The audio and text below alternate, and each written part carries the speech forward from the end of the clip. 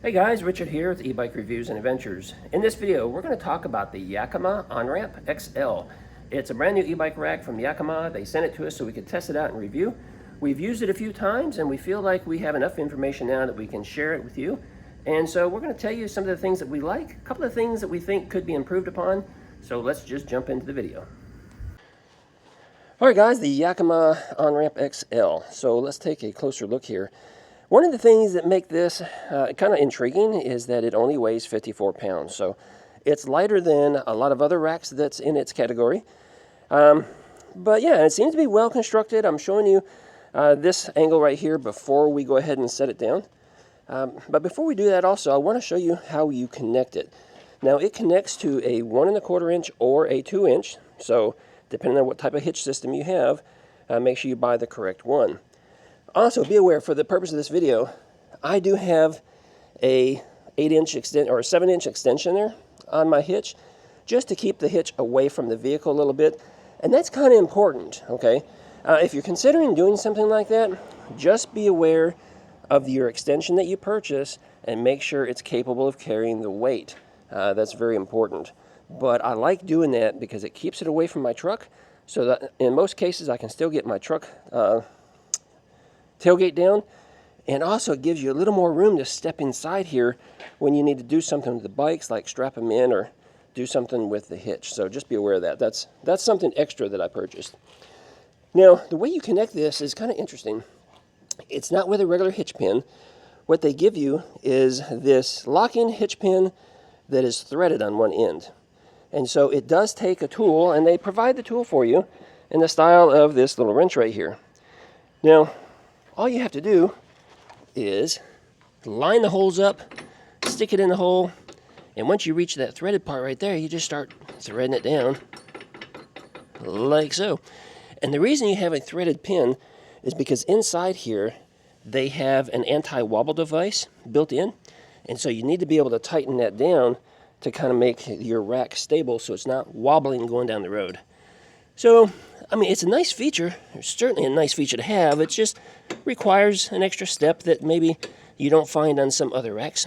But we're going to tighten this down just like that, show you how easy it is. Just kind of snug it up a little bit more here. Yeah, there we go. Now that's locked in there, and this thing's not going anywhere. It's pretty solid. Now what we got to do is go ahead and install our lock. Now here's one thing I don't care for so much about this lock. Some locks that are designed similar to this allows you to just stick it on the end and it snaps in and it locks. With this one, if you see there, you actually have to turn the key to activate the lock. And so it makes it kind of like a two-handed operation, because you got to slip this on, hold it in place, and then you got to try to turn the key. There we go, we got it. Now it's locked in there. And they give you this little safety cap right there to kind of keep the rain and snow and ice out of there. Perfect. Now with the rack all locked in there, let's go ahead and set it down. But before we do, there's a couple things I'm going to show you here. One being, these kind of fell out. Those should be on the other side, but that's okay. We'll talk about those in a moment. A couple of things here. You've got these adjustment knobs right here, and they're on the bottom. Once you lay this down, they'll be on the bottom, but I wanted to show them to you now. If you loosen these up, okay, loosen these up pretty good like this, these trays are designed to telescope out so that you can get it to the right position to match your bike that you have. If you happen to have a long bike with a long wheelbase, you may need to push them all the way out. If you have a shorter bike, well, then you can probably leave them tucked in a ways. That's one of the features that Yakima really wanted to promote, because it can accommodate a lot of different e-bikes.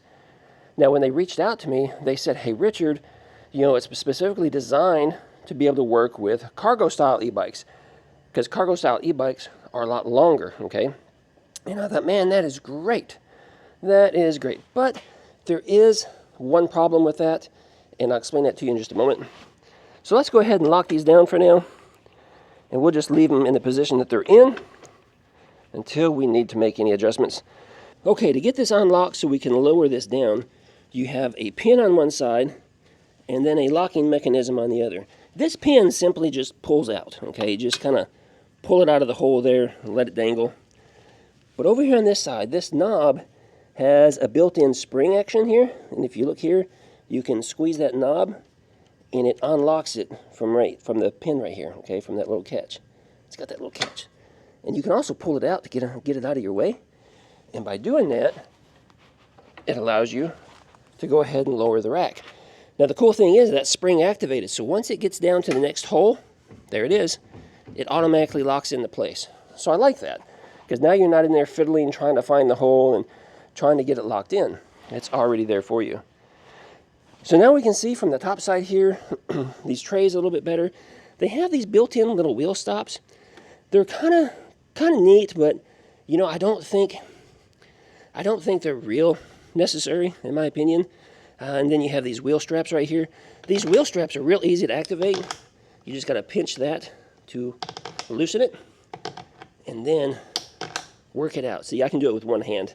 If I had both hands available, it'd work out a little bit better. All right, let's go ahead and talk about, so there's two trays. Maximum width is 54 inches, so a 54-inch wheelbase. And minimum is, in the shrunk position, it's like 35 inches. Now, here's one thing that's, it's a little bit of a downfall, and I wish they had improved upon this and thought this through. These trays are capable of hauling an 80-pound e-bike.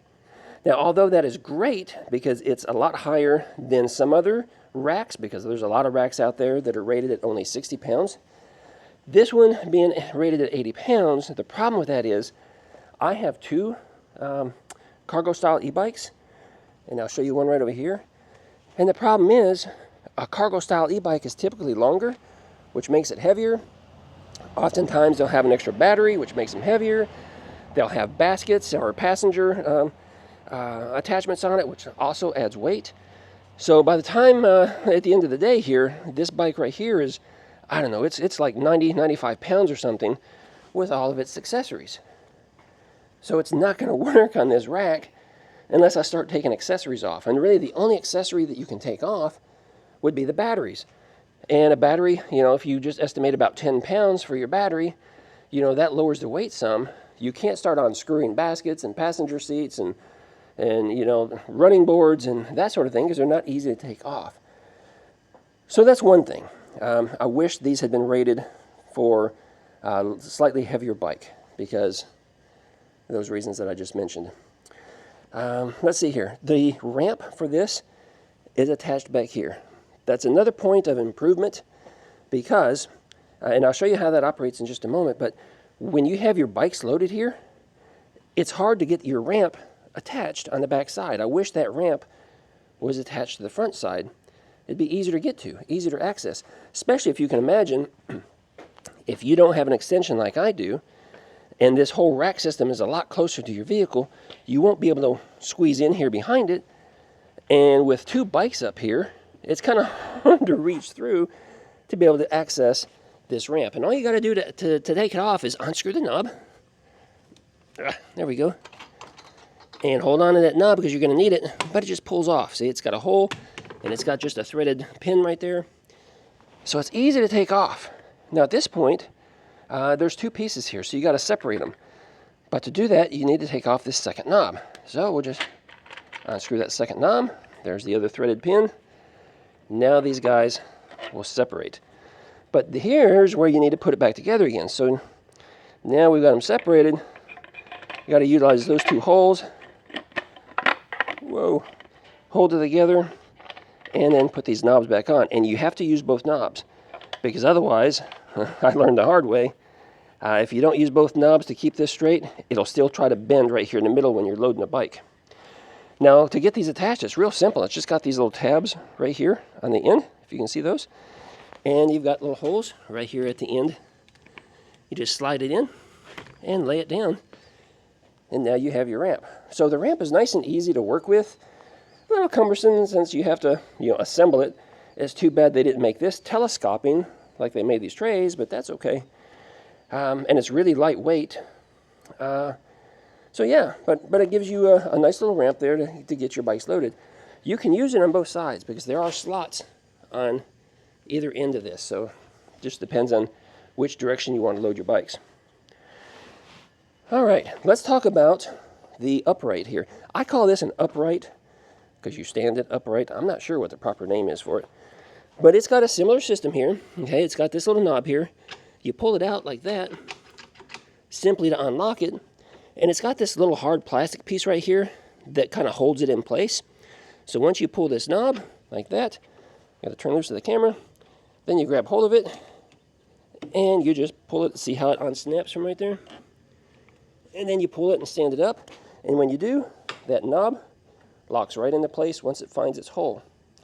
And now you have it standing upright. So nice and easy to work with.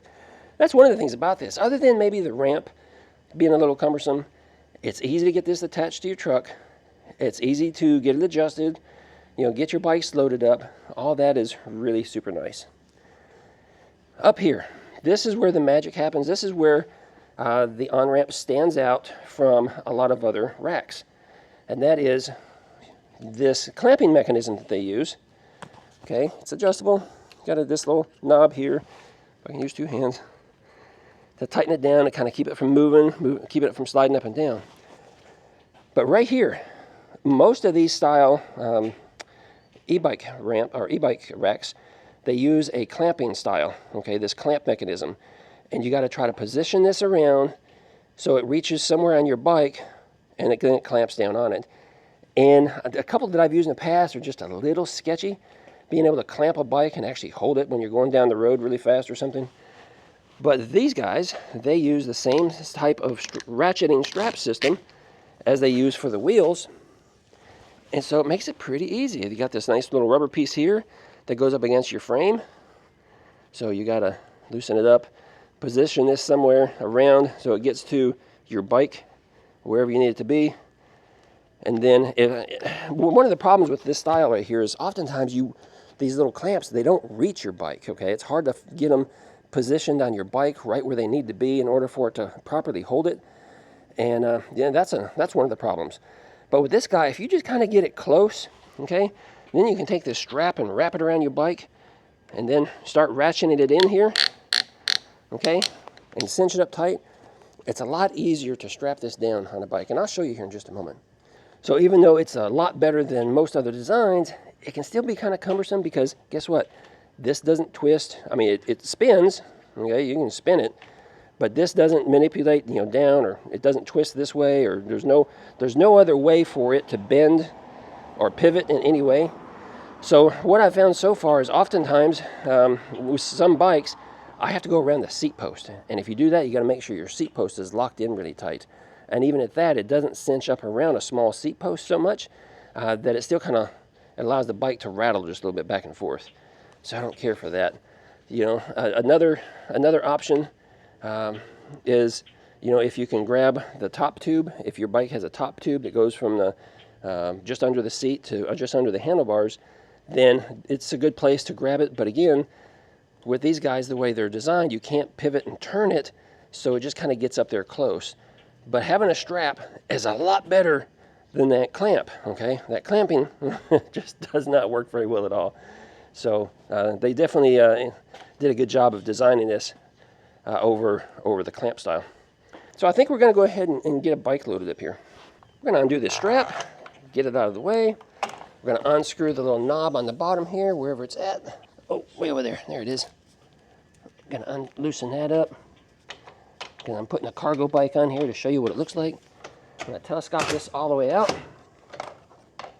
And that's it. Got to tighten this guy back up so it doesn't rattle and jiggle around. We're going to move our ramp, lift it up, pull those little tabs out, stick it on over here, put those little tabs back in there, let it down, and over here. Now this side does not telescope, okay, so there's no knob. It's just on that one side. But we are going to release this, pull this strap out of the way, like that. So most cargo bikes will have that A-frame kickstand, which hangs down kind of low. And as you may have noticed just now, I'm having a little trouble getting it up because that A-frame kickstand, it rubs right down here because the angle of this ramp. So that makes it a little difficult. But you've also got to lean your bike to get the pedals around this ramp, this piece here. So here's what I'm talking about. Now we got to figure out how to strap this down. And as you can see, you can only manipulate these guys so many different ways. So I might be able to spin this one backwards and maybe put those straps through here. I can probably spin this around right there maybe and grab the seat. Let's try that. Let's use the top one and grab the seat post. So we can go in there. But see, you can only tighten it up so much, so it's still going to allow it to wiggle around a little bit. Now, granted, we are going to have our straps attached to our wheels, but before we do that, we want to make sure that this is in a good position, make sure we don't have to spin it around, because sometimes you have to spin them around to get them to work, to fit right. If we don't use this top one here, there's no way to reach anything over here, so my only other option with this bike would be maybe to go like through this frame right here. You see that? We're just taking the strap through the frame of the bike, and then, but this is a hard plastic and it doesn't want to bend so easily to be able to get it back in there, so maybe I have to go way back here with it. That'd be a better option because it's hard plastic. And cinch it up that way maybe. Let's undo this one and see how it does. Because if I had a second bike on here, then I would need to use this for the second bike. So there we have it. You know, it's reached back here. We've got that strap around here. It's kind of bent and twisted a little bit right there. I wished it was a little straighter, but you know, I mean, that's not bad. Let's go ahead and strap these wheels down. Get over here. Now, to strap these wheels in, it's pretty easy to use. Just, I don't know if you can see that. You just got to run it through your spokes here somewhere. Make sure you're not putting pressure directly on your spokes, so make sure you route this someplace where, there you go, where it's getting a nice pull on the frame itself and there's no pressure on your spokes. And let's just lock this thing down. Now by doing that, that's going to keep this thing from bouncing up. It's not going to be able to bounce up or bounce off. It's going to help it keep it from wanting to move forward so much. Let's come back here and do this last one. Let's get this ramp out of the way. All right, so where's this one at? Let's reach up around there. There we go. Now, let's try right there.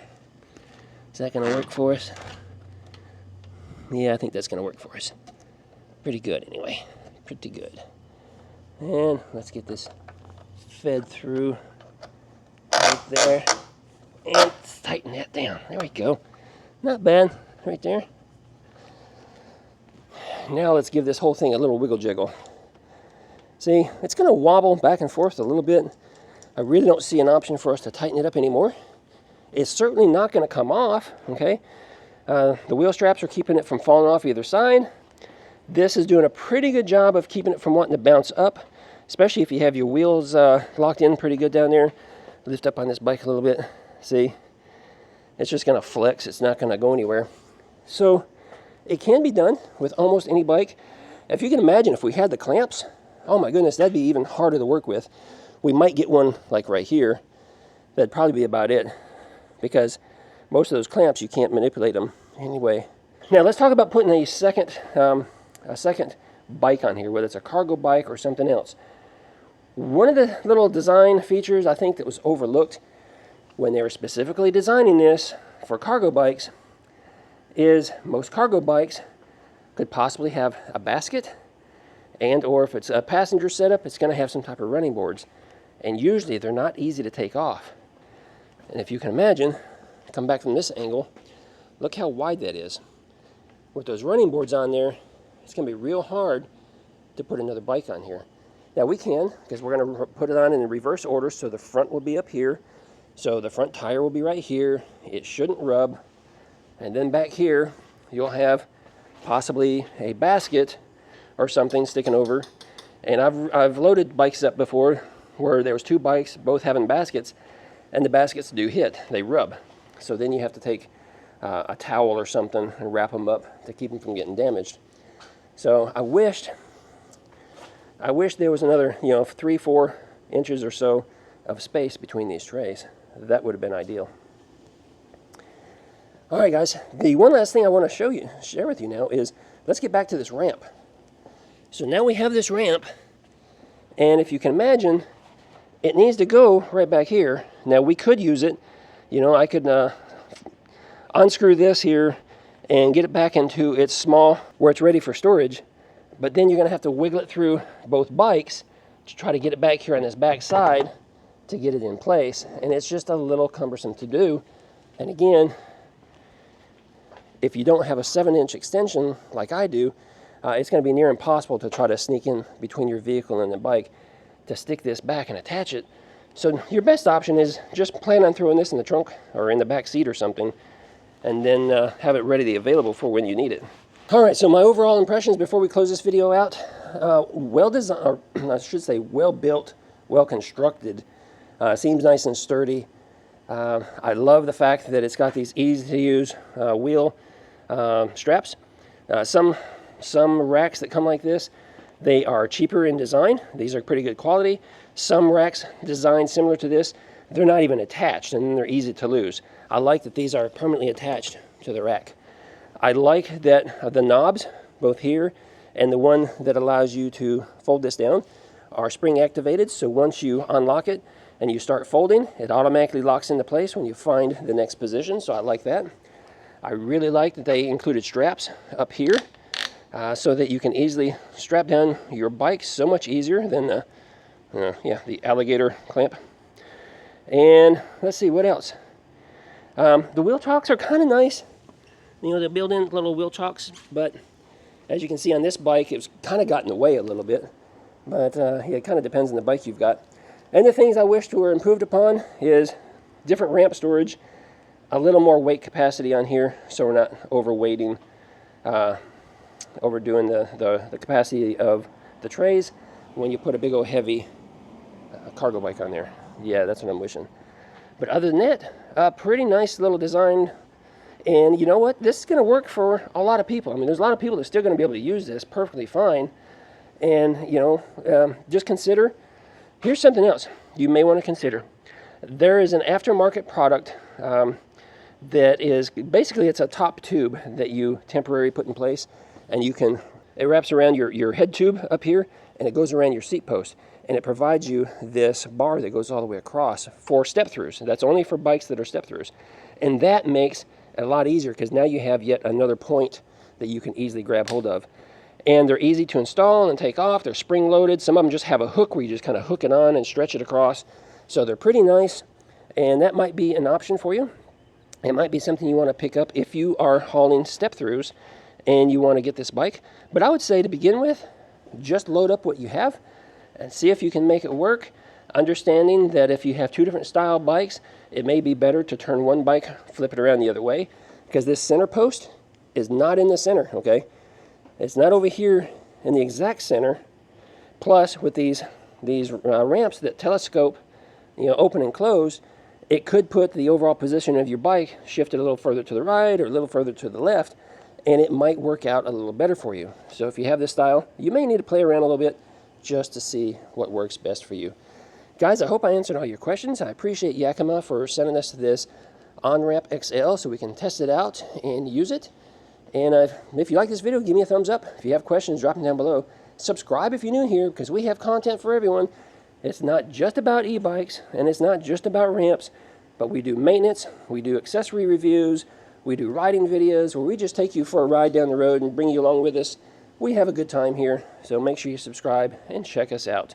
I'll see you guys in another video real soon. Ride responsibly and ride safe.